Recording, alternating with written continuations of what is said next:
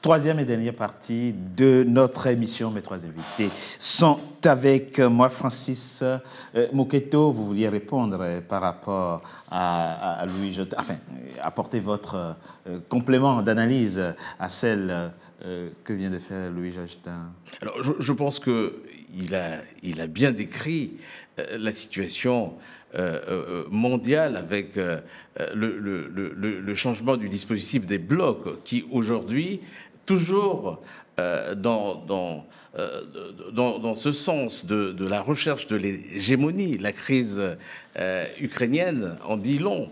Et on voit aussi qu'au Moyen-Orient, avec l'État d'Israël et la Palestine, ce sont des cas qui s'inscrivent effectivement dans une forme de néocolonialisme ou sinon de colonisation. Chose qui rime avec le discours du général François Lecointre. Oui. Ben, ces phénomènes existent déjà dans le passé. Nous avons vu avec le ministre Tony Blair, quand effectivement on va attaquer l'Irak sous le prétexte que l'Irak est en train de fabriquer une bombe, on fera là une guerre pour rien. On aura tué des Irakiens pour rien. On aura mobilisé des sommes colossales pour rien. Je vais juste revenir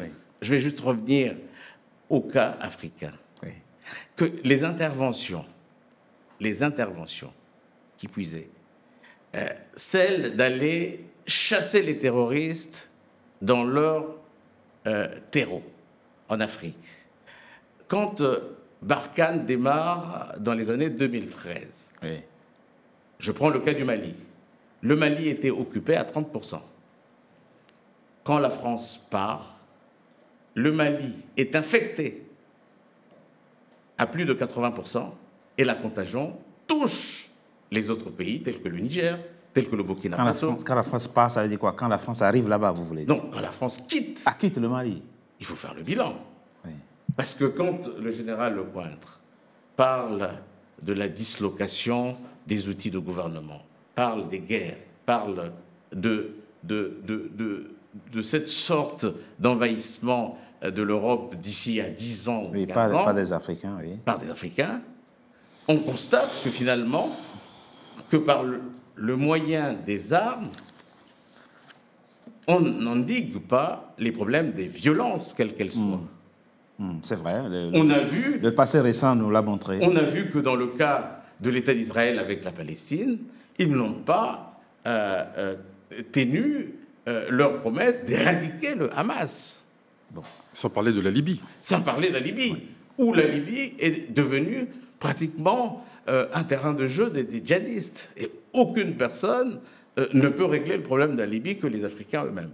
Vous êtes en train de nous dire que nulle part la solution militaire n'a été la plus efficace. La solution militaire n'a jamais réglé les problèmes. Ce n'est qu'un alibi. Il faut apporter le trouble dans un État pour pouvoir en profiter au maximum. Et ça, c'est très important.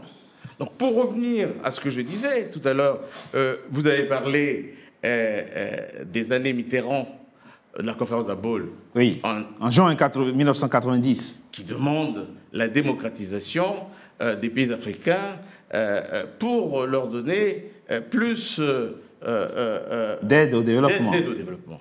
Mais ça a été une catastrophe. C'est une conditionnalité. Ça a été une conditionnalité. C'était une conditionnalité. Qu'est-ce qui a été une catastrophe? La démocratie? Aujourd'hui, on peut parler de ces crises d'État et des crises des démocraties. Ah oui. Oui, mais est-ce que ça remet en cause le principe même de la démocratie? Ça ne remet pas en... voilà. C'est là où je voulais venir. Voilà, qu'aujourd'hui, les États africains ont fait un grand pas vers la démocratie. Mais ce qu'il faut noter, c'est que c'est souvent des crises internes à ces États. La contestation des résultats, le tripatouillage des constitutions, vouloir rester ad vitam aeternam avec des mandats truqués, avec des élections truquées. Et cette contestation venant des opposants, venant du peuple qui aujourd'hui n'a pas effectivement tout ce qu'il veut, de l'eau, de l'électricité, à manger, de l'emploi, ainsi de suite. Tous ces problèmes sont balayés par ceux qui dirigent et aujourd'hui, on se retrouve toujours dans ces... Comment on règle ça? Comment on s'en sort? Mais pour s'en sortir... Ce rapport compliqué que nous avons à nos constitutions. Nous avons aujourd'hui un exemple au Sénégal. Oui. Voilà. Mais à quel prix? Voilà des dizaines de Sénégalais ont d'abord été assassinés par la force répressive de leur propre police avant que l'alternance ne s'obtint. Où se trouve-t-il le président déchu? Ah oui, ça, on peut le... Il est sorti plus vite qu'il était rentré. Il est parti. Il est en exil aujourd'hui, laissant le pays à 2 jeunes. Et vous y voyez quelle solution? Quelle est la solution que vous pensez formalisable en ce qui concerne les crises constitutionnelles? Mais il faut bien entendu que l'Afrique puisse disposer de sa force propre militaire. Il ne faut plus aller demander de l'aide ailleurs. Vous savez, dans le schéma actuel, oui, vous avez un litige dans votre... Je prends l'exemple de 2 voisins où il y a un litige. Oui. L'autre voisin qui vient aider celui qui a le litige, il va pour s'installer. Installer des bases, installer ceci. Oui. Mais c'est anormal. On est dans une anomalie, on est en difficulté où, malheureusement, au lieu de venir régler les problèmes qui se posent, on devient une armée d'occupation. On devient une armée d'occupation et on est là pour aussi profiter de toutes les ressources minières du sol, oui, quand on arrive sous le prétexte d'une armée d'occupation. Mais je pense que, en fait, ce que vous dites est très important et a été parfaitement illustré par la guerre du Niger qui n'a jamais eu lieu. On s'en souvient, lorsqu'il y a eu le coup d'État contre M. Bazoum au Niger, la France a dit « il faut sauver la démocratie ».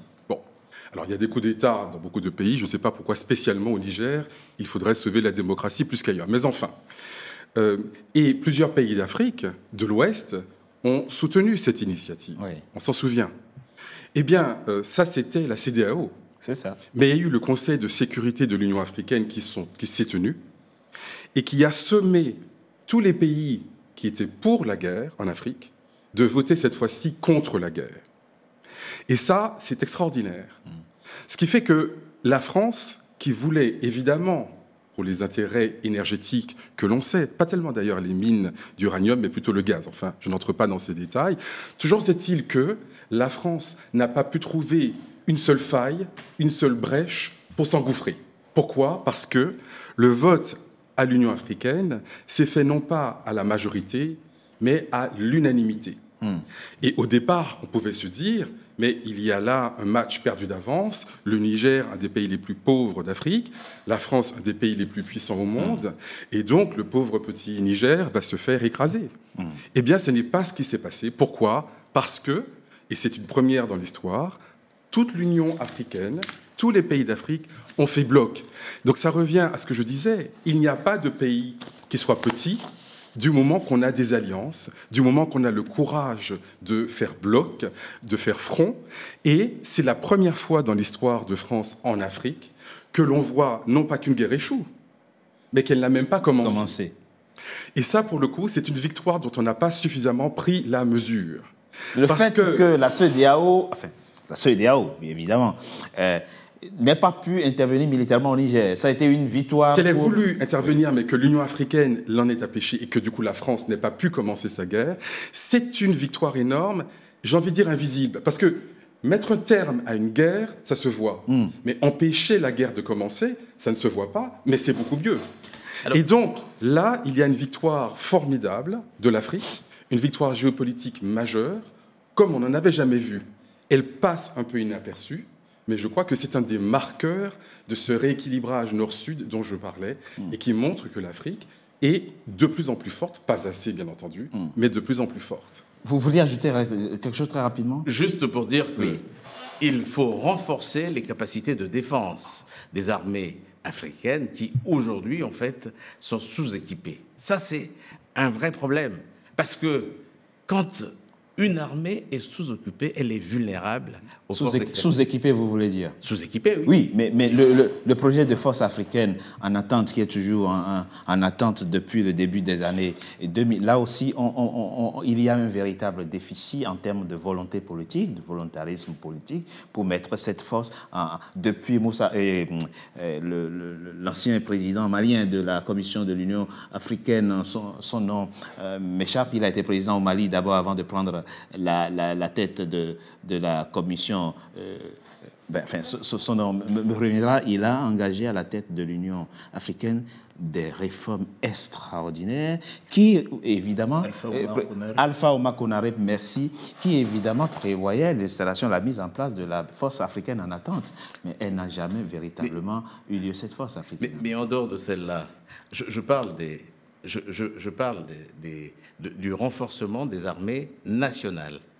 C'est-à-dire que les États doivent se défendre elles-mêmes. Oui. Le cas du Niger, qui a été un des cas de bravoure, qui a effectivement lutté contre les institutions sous-régionales, qui ont demandé à la junte militaire de plier bagage et de laisser l'ordre constitutionnel se poursuivre. Oui, mais Monsieur Francis Moketo, ce qui est intéressant, c'est que il faut peut-être, à partir du schéma que vous esquissez, passer à une étape supérieure. Et c'est ce que les Européens sont en train de faire en ce moment, en parlant de l'Europe de la défense ou de défense européenne. Il faut une défense africaine. On ne peut pas s'en sortir avec nos petits États, nos petites armées de 6 000 hommes ou de 5 000 hommes. On ne peut pas s'en sortir. Et vous avez vu le cas de l'Iran avec l'État hébreu. Ah ben, il n'y a pas encore eu de confrontation militaire. Mais il y avait une réponse militaire véritable. Pour dire que finalement, je suis un État, je ne peux pas être aliéné, je ne peux pas être piétiné, je ne peux pas servir de marche-pied tout le temps. À un certain moment, mais l'Iran est un grand pays. Mais l'Iran est un grand pays. Mais l'Afrique a des moyens. L'Afrique a des moyens de se développer. Absolument, absolument. L'Afrique a des moyens de se...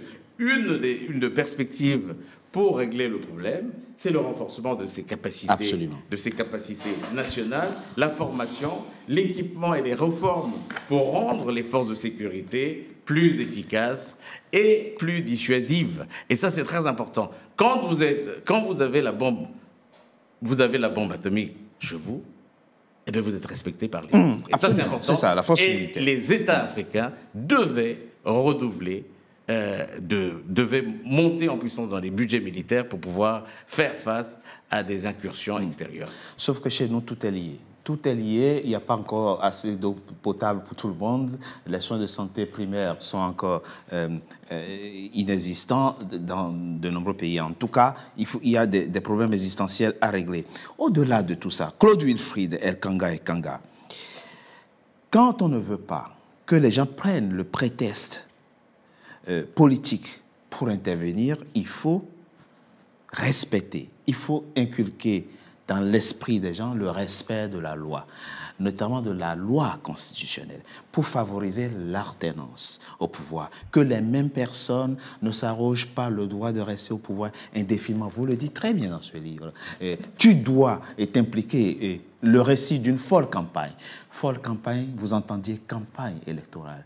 Et dans votre pays, vous avez été le porte-parole d'un candidat, Maurice Kamto, du MRC, qui, depuis des années, se bat pour l'alternance dans votre pays, le Cameroun.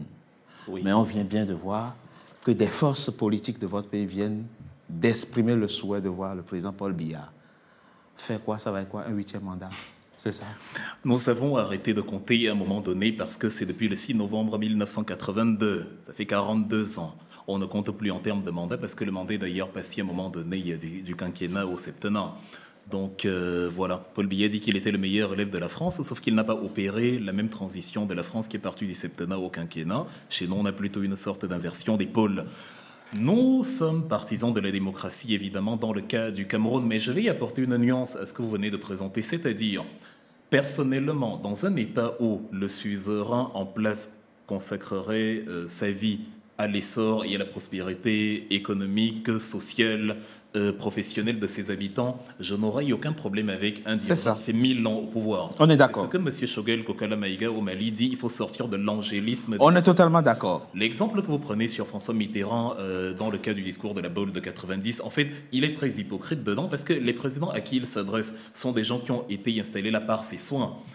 Nous avons monsieur Yademania Singbe au Togo, qui est là depuis les années 70, après l'assassinat de Sylvanus Olympio en 63. Donc, il a une grande pratique de la France et c'est un grand ami de toute manière.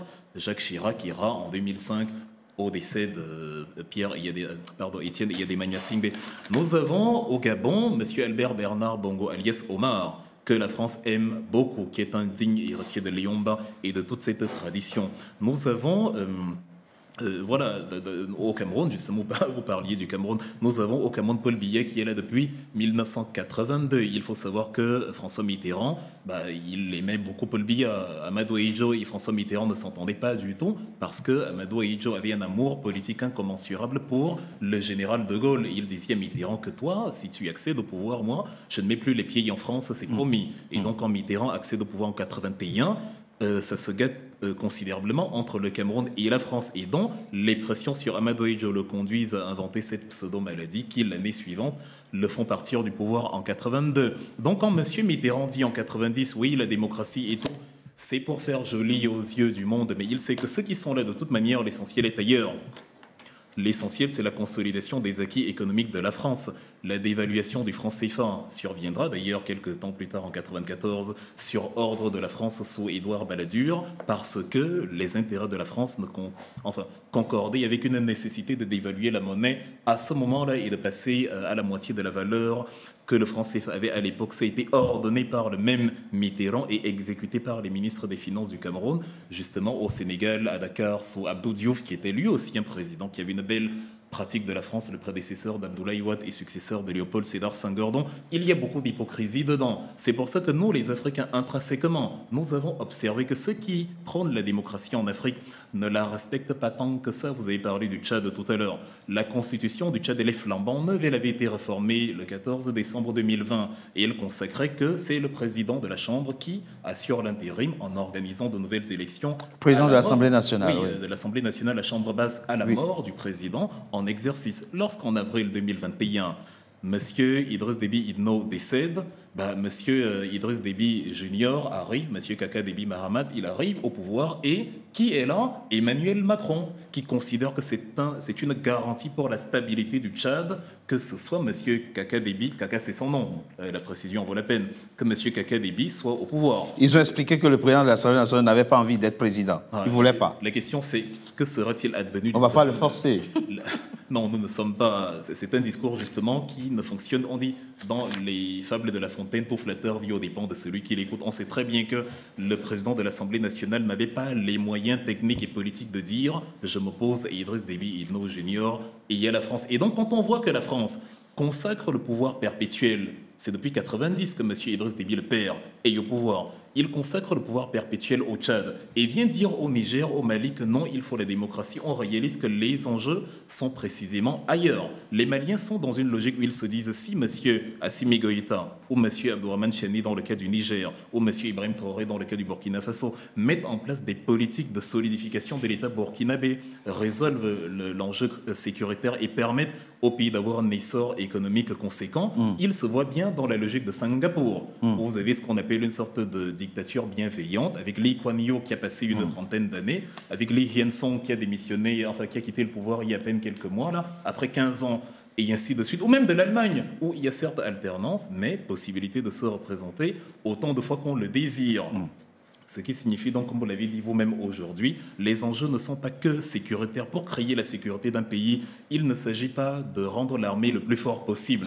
L'armée peut même justement se muer en un monstre qui dévore ses enfants. Il faut mettre sur pied les mécanismes qui permettent aux citoyens de ne plus lorgner que sur la fonction publique. Le problème de l'Afrique est que la fonction publique dans la plupart de nos États est le premier pourvoyeur d'emplois et que le secteur économique est majoritairement contrôlé par les entreprises venues de l'extérieur.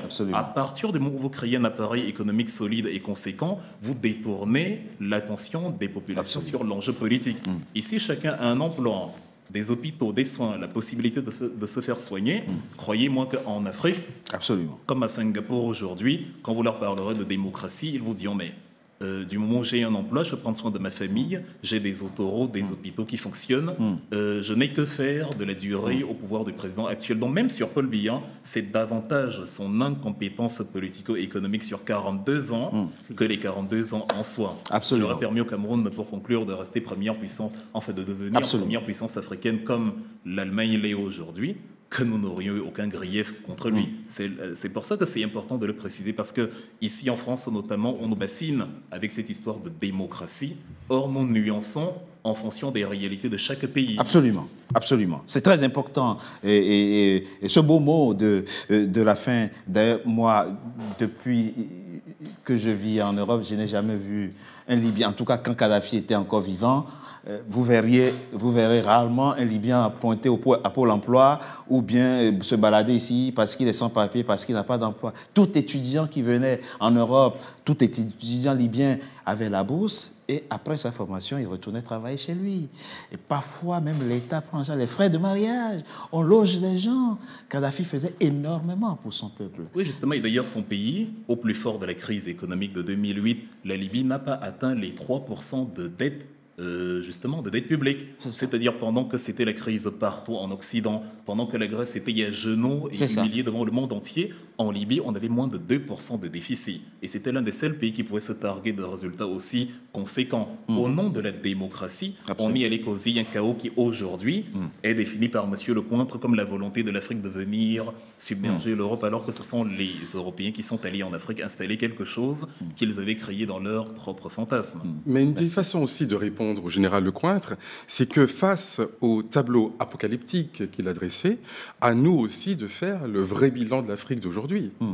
Aujourd'hui, je l'ai dit, de plus en plus de pays africains se posent fortement face au reste du monde. L'Afrique du Sud l'a montré. Prenons le bilan économique. Eh bien, peu de gens savent que le PIB de l'Afrique aujourd'hui, c'est de 2800 milliards de dollars, alors que le PIB de l'Inde, c'est 2600 milliards de dollars. L'Afrique dépasse même l'Inde en termes de PIB. Donc, bien sûr, c'est plusieurs pays, mais prenons le nombre d'habitants, c'est le même nombre d'habitants. Donc, il y a le même nombre d'habitants, mais un PIB plus important en Afrique que pour l'Inde. Donc, cela mérite quand même d'être dit. Du point de vue de la démographie, lorsque la colonisation, la première vague de colonisation commence au XVIe siècle, l'Afrique représente 15% de la population mondiale. Ce chiffre, ce pourcentage s'est effondré jusqu'à 5%. Et aujourd'hui, on est légèrement au-dessus de 15%. Ça veut dire que la démographie africaine a retrouvé son niveau d'avant la colonisation. Donc là, je prends des indicateurs macro, c'est-à-dire la démographie, le PIB, la gouvernance et la capacité à se poser sur la scène géopolitique internationale, nous avons là des indicateurs qui montrent que nous sommes dans la bonne direction. Alors évidemment, on peut toujours débattre, est-ce que le verre est à moitié vert, à moitié plein ou à moitié vide, mais ce qu'il faut voir, c'est la tendance. Or, la tendance, elle est plutôt favorable. Donc, moi, je vois plutôt en Europe une tendance vers le déclin, tandis que de l'autre et je vois en Afrique une tendance vers quelque chose qui est quand même plus favorable. Donc, quand monsieur Lecointre nous explique qu'il est temps qu'il vienne régler les problèmes de l'Afrique, je dis, mais peut-être que c'était vous le problème de l'Afrique, vous et vos comparses, réglez déjà les problèmes de l'Europe, qui est engagée dans un déclin, qui est engagée dans la guerre, et pendant ce temps, nous-mêmes, nous allons gérer nos affaires. Parfait. Merci beaucoup pour ce mot de la fin. Francis Mouketo, votre mot de la fin en quelques secondes, s'il vous plaît. Alors, je voulais juste dire que pour régler les problèmes sécuritaires de l'Afrique, il faut associer dans ce défi multidimensionnel une approche globale qui tienne compte de la sécurité, qui tienne compte du développement et qui tienne compte de la coopération internationale. Nous avons vu le rôle combien important des organisations sous-régionales qui arrivent à arrêter les velléités putschistes ou des velléités destructrices qui attirent finalement les discours comme ceux du général Lecointre en disant que l'Afrique est détruit tous les outils gouvernementaux, l'Afrique avec ce défi climatique, l'Afrique avec ce défi démographique. Et nous ne polluons pas l'environnement. En tout cas, les gros pollueurs... L'Afrique contribue à 5% du réchauffement climatique seulement, mais 2/3 des dégâts climatiques. Donc évoquer des problèmes climatiques pour venir nous repoliser, ce serait injuste. Ce sont des alibis. Ça, on peut au moins le dire. L'Afrique doit réclamer des réparations climatiques. C'est d'ailleurs un principe qui a été acté à Sharm el-Sheikh lors de la dernière COP. Et ce sont des alibis. Il faudra donc renforcer plutôt les institutions politiques africaines pour mieux répondre aux politiques publiques. Et ça, c'est très important. Merci. Répondre aux demandes. C'est très important. C'est vraiment aux demandes du peuple, très important. du souverain primaire. Ce que vous venez de dire. Tant qu'on ne réglera pas le problème du souverain primaire, nous aurons effectivement une force interne qui va contester les pouvoirs politiques et qui permettra cet appel d'air vers l'extérieur pour venir recoloniser. Absolument. C'est très important et je pense que c'est un beau mot de la fin. Vous trois, vous l'avez dit. Le plus important, ce n'est pas d'être reçu sur le perron de l'Élysée par le président de la République française. Le plus important, c'est de donner du travail aux jeunes, de favoriser les conditions d'études, de bonnes conditions d'études pour les élèves, pour les enseignants, pour les étudiants, donner de l'eau potable aux populations, permettre aux populations d'accéder aux soins de santé primaires et surtout respecter les lois, une justice indépendante, un État qui lutte réellement contre la corruption, c'est ça le plus important. Et cette émission, on l'a rappelé, ce n'est pas fait contre la France, ce n'est pas fait contre les Français. Sur NCA, nous n'appellerons jamais à faire du French bashing, comme on dit, du sentiment anti-français. Les Français sont en Afrique chez eux, enfin, les Français non politiques, je veux dire, ils vivent en paix, que ce soit à Abidjan, à Douala, à Libreville, à Yaoundé, où qu'ils soient sur le continent, ils vivent en paix et chacun a dans sa famille un Français au moins, une fille qui a épousé un Français, ou une Française un Africain, un frère qui a épousé une Française. On n'a pas de problème avec les Français de façon générale. Il y a une classe politique française, une partie de la classe politique française qui a un complexe de supériorité vis-à-vis de l'Afrique. Il faut que ça change. De toute façon, on n'a pas le choix. Ça change déjà et on le voit déjà sur le continent. Vous l'avez souligné. Merci à vous trois d'avoir participé à cette émission. Et vous qui avez été en notre compagnie, si vous voulez suivre à nouveau cette émission, allez sur www.nca-tv.com et surtout, abonnez-vous massivement pour nous aider à continuer de vous informer. À très bientôt pour un nouveau numéro de Frontal. Merci à vous. Merci à vous. Merci.